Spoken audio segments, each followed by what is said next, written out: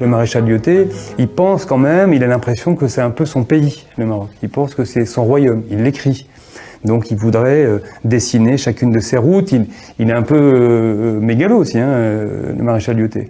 Donc il voudrait façonner le Maroc. Donc il crée une nouvelle ville à Casablanca. Donc c'est Casablanca telle qu'on la connaît aujourd'hui, avec tous les architectes parisiens qui viennent édifier des immeubles, et ça va faire un peu la légende de Casablanca. Hein. Donc il crée cette nouvelle ville. Il crée de toutes pièces le port de Kénitra. Il crée une nouvelle ville à Marrakech, donc Guélis aujourd'hui.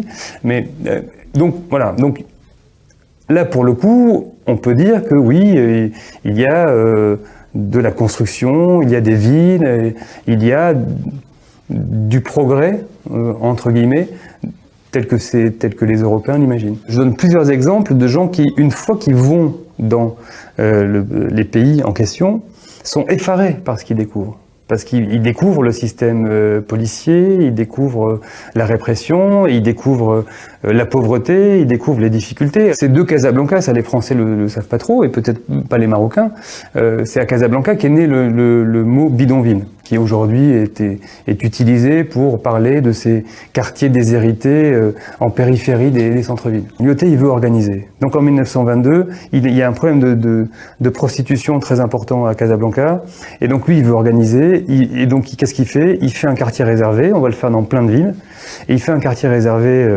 assez grand, qui s'appelle Bousbir, et où des centaines de femmes vont se prostituer. Un quartier réglementé où elles sont effectivement prisonnières parce qu'elles ne peuvent pas, elles peuvent sortir qu'une fois par semaine, si un médecin donne l'accord.